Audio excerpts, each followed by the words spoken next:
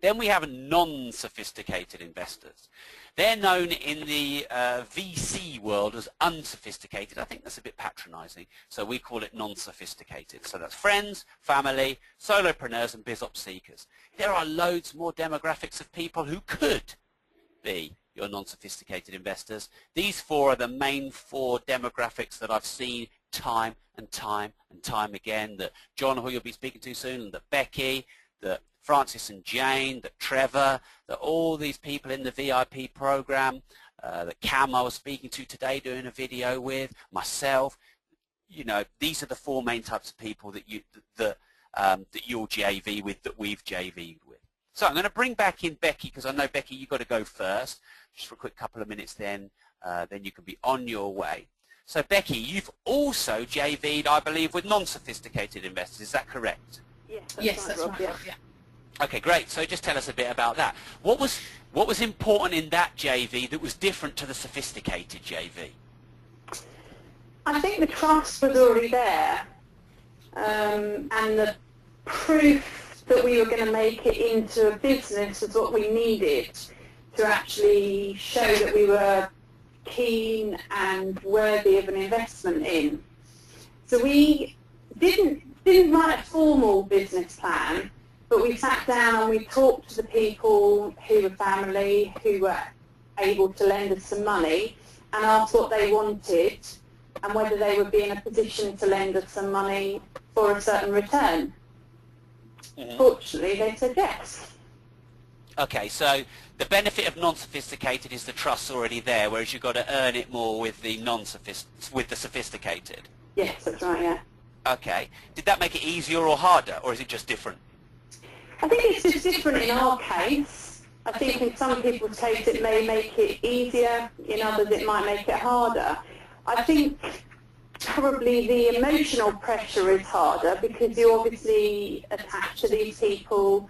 They want you to succeed, you want to succeed, and also prove yourself. So it was just different for us, and we approached it from a different kind of tack, really. Okay, great. You wouldn't believe how many questions and comments I've had about don't shoot the kitten. It's funny, you don't, yeah.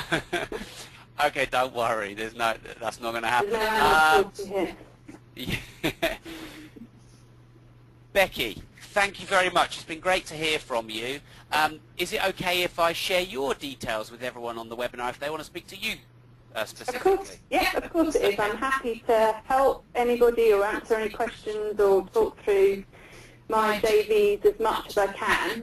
Obviously, there's some confidentiality, but in general, I'm happy to talk about how to do things. Awesome. What's your contact email, Becky? Excuse me. It's Becky at, that's BECKIE, at epicproperty.com. Okay, right, I'm just sending that out to everyone. I'm hitting the button. Is this all right? Yeah, that's fine. You might get a lot. Okay, great. Okay, Becky, have a great evening. I'm sure I'm off to feed the children. Yeah, absolutely. Take care. Thanks, Becky. Thanks, bye.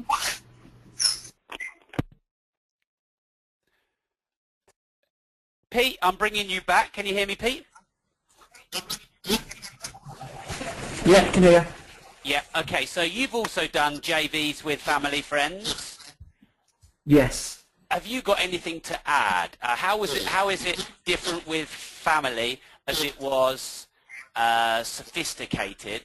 And just to let you know, listening in, at the end of the webinar, no, not at the end, a bit later on, I'm going to give you some specific strategies on how to sell, close the deals, get the money from the different types of JV partners. But yeah, Pete, what have you got to add about non-sophisticated JVs?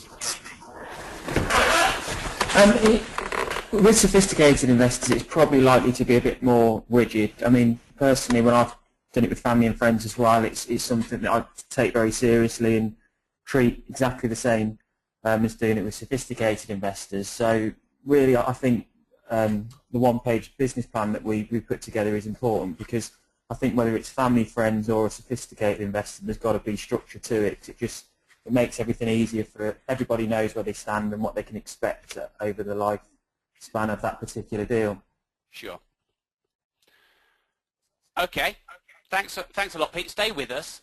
So next we're going to, in fact, let's take a sort of a 90-second breather. I'll answer a couple of questions. So we've had Pete and Becky talk through the details of sophisticated and non-sophisticated JVs. I'm now going to cover where to find them specifically, but I'm going to take a couple of questions first. I'm also going to have a quick test. John, can you hear me? John, can you hear me? John. Okay, John, send me a message in a moment to tell me to check in, and we'll catch up with you soon. Okay, so what have we covered so far? We've covered what the JV partner wants from you, the CREST model. We've covered the different types of JV partners. We're going to cover some of the places, not all of them because there are too many, on where to find them, how to sell to them, and then at the end, the best place to find them, the one most important $20 million question. So we've got lots still to come. I hope you're enjoying it so far. Let's take a couple more questions while we go through. Okay, right, so we've had a question here from Selwyn. What is the best percentage to offer a JV partner? Good question, detailed question, and the answer is anything between 1% an hour to 4% a year.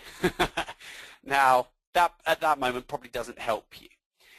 So, a couple of things to think about when offering and JVing with people. The first thing is you're going to need to find out what they want. We'll come back to that in a minute.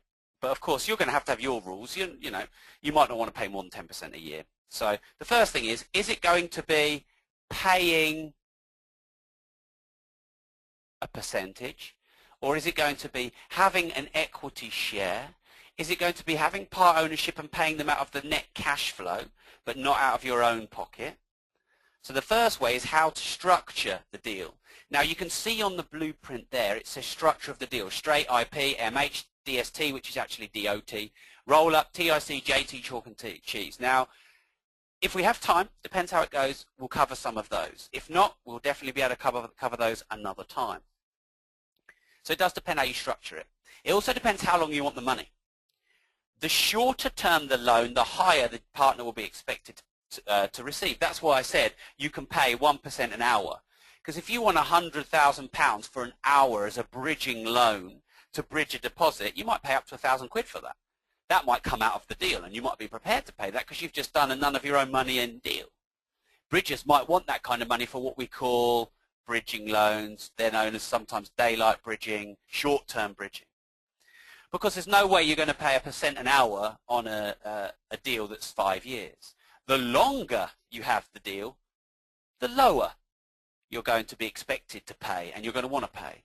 And the longest type of lending really is a mortgage, and that's kind of what can be up to 25, even more years.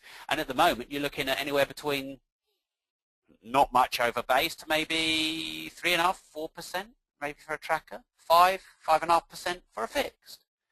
So it really does depend on the duration. The shorter term the loan, the more you're prepared to pay, and the more you'd probably be asked to pay. The longer term the loan, the less.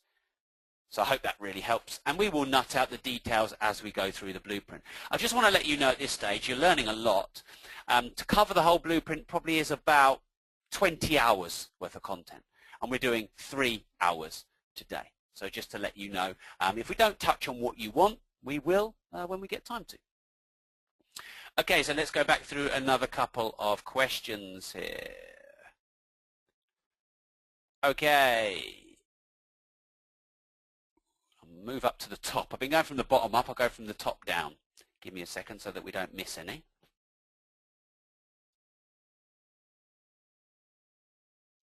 Okay, question from Clive. JV is clearly the way forward. I'm relatively new to property development. How important is a track record, and how might I attract JV partners at this stage? Great question, Clive. Okay, so the reality is that it depends on the JV partner.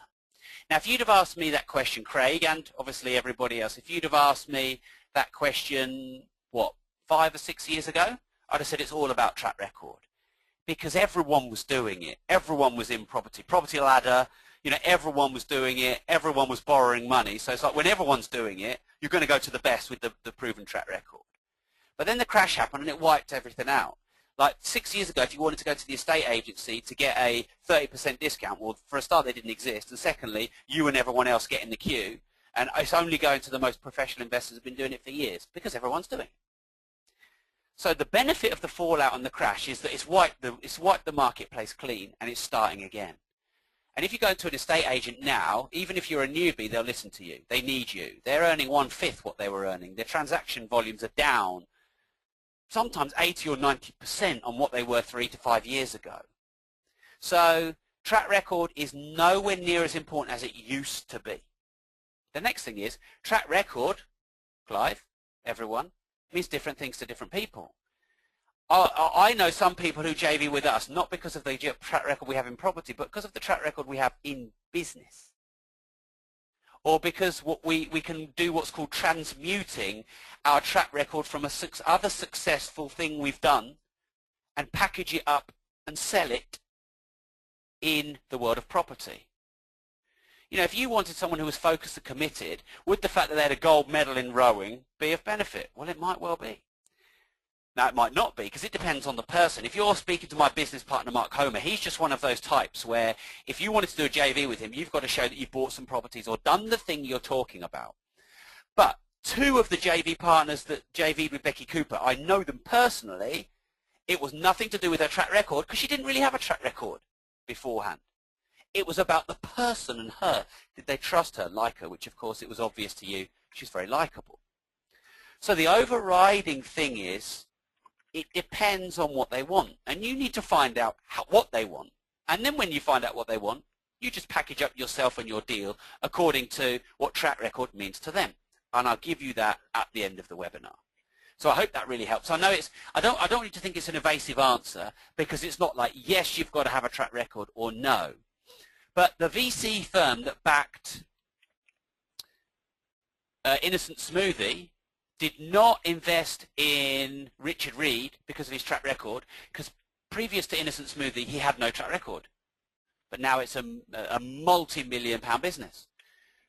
Many VCs do not invest in track record and the business plan because they know the business plan never looks like the business. Look at all the people who get pre-revenue money for a business, or look at all the people that get money from Dragon's Den. The reality is, there's often not a track record. So what is it about them if it's not a track record?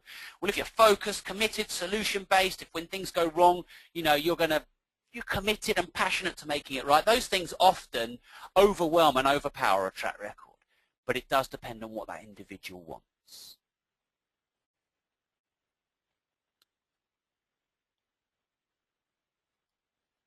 Okay, I hope that really helps. Okay, Craig, you asked for my email address. I've sent that out. Hopefully you got it. Thank you very much. Let's move on. Okay, so raising money from friends and family is one of the 16 different places we tell you that you can raise JV finance from. There are way more than 16, by the way. These 16 are just the 16 that we've used and done. So thankfully, Becky and Pete have talked about that, so I don't need to labour the point. The reality is this. Some of the people I speak to, the first place they go is their family, because they have trust already there, because if you can't trust your family, who can you trust? I would say 30% of the 275 Progressive Property VIP members who've got more than £1 million portfolio in the last year have raised JV finance from friends and family. But then I do know some people who say, the last place you want to go is friends and family, blood is thicker than water, or everything might go wrong and you might end up hating and killing each other. Maybe. Maybe. At the end of the day, you're smart, you can know how to make your decision. I see it like this. Maybe you can relate to this. If you believe in property, if you believe in yourself, if you're in this for the long haul, you're not just fishing, dabbling, and this is your 13th money-making venture. If you know that you're going to do what it takes to make this business work, you are doing your friends and family a disservice by not getting them involved. And in fact, when you bought a deal or two and they've seen the change in you, they're going to wonder why you didn't give them a chance to invest with you, why you didn't ask for their money. Might sound weird, that's the way it is. If, on the other hand, you're just fishing, you're dabbling, you're not very confident in yourself, in fact, you're worried about everything, you're not committed to this business, I don't think you should ask your friends and family. That's my opinion. And I hope it helps. Okay, should be the first port of call though. You're going to get better deals, you're going to get better rates of interest. For example, Jill Orton, I believe it was 5% that she paid one or two of her family members to borrow money. That's much better than you'll get from a venture capitalist. I know that John Woolley, who's about to join us, has joint ventured with family members. In fact, let me check in now and see if I can bring him in. That'd be really great to bring him in at this point.